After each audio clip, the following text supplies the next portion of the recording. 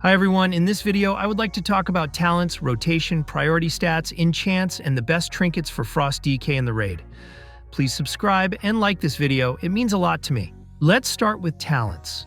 Since our tier set in Season 1 will upgrade abilities that consume rune power, I prefer to use the Sindragosa build. We have a new ability, Breath of Sindragosa, which increases by 8% with each tier set, as well as giving us a chance to boost our main stat by 10% for 8 seconds.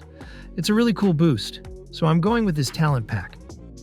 The difficulty is that during the action of Breath of Sindragosa, we need to keep track of our rune power. The longer we replenish the power of the runes, the more damage Breath will cause. We can replenish rune power during the action of Breath of Sindragosa by using Empower Rune Weapon. Increases haste and gives 5 rune power for 20 seconds. It is best used in conjunction with Breath of Sindragosa. Horn of Winter gives 25 rune power and 2 runes. It is best used when you don't have runes to obliterate or have less than 30 rune power. Anti-Magic Shell. Damage absorbed generates rune power. If you know for sure that you will receive magical damage within the next few seconds during the breath action, then use it. The more damage it absorbs, the more rune power it will restore. Obliterate is the main ability to generate rune power during the breath action. Gives 20 rune power when you use it. Arcane Torrent generates 20 rune power. If you are a Blood Elf, then use this ability when you cannot use Obliterate. Moving on to rotation. I start the fight with Remorseless Winter and Empower Rune Weapon. Then I use Reaper's Mark and Pillar of Frost at the same time, because they have the same cooldown. I made a macro to use these two abilities. I'll put it in the description. Next, I use Obliterate twice to use my runes. Then I use Breath of Sindragosa. To generate the rune power, I will spam Obliterate. In between Obliterate, I use Howling Blast if there is a proc rhyme.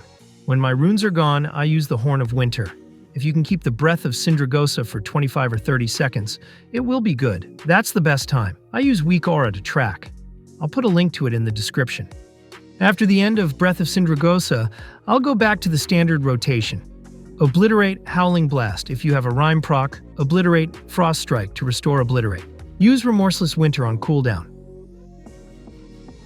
Critical Strike directly affects the number of Killing Machine proc and some other abilities.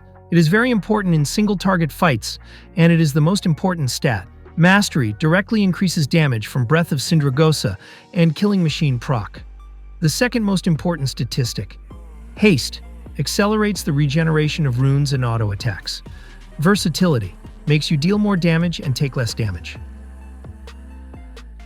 For weapon, I use Rune of the Fallen Crusader and Rune of the Stone Skin Gargoyle. For chest, Crystalline Radiance. For legs, Stormbound Armor Kit. And for rings, Radiant Critical Strike. Best gems, Quick Ruby. Flask of Alchemical Chaos. Tempered Potion. Best food, Salt-Baked Seafood or Feast of the Divine Day. The best thing to make first is Dark Moon Sigil, Ascension, with your main hand. You then combine this with Writhing Armor banding on your crafted bracers or cloak. I look at the best trinkets on the Blood Mallet. I'll put a link to the website in the description. At the moment, the best trinkets are Mark of Cardros or Skarmorak Shard and Treacherous Transmitter. Arakara Sackbrood, best passive trinket. Frost DK has great potential. He is always welcome in Raid and Mythic Plus because of his high damage and many defensive utilities. Thanks for watching. If you like, you can follow me on Twitch.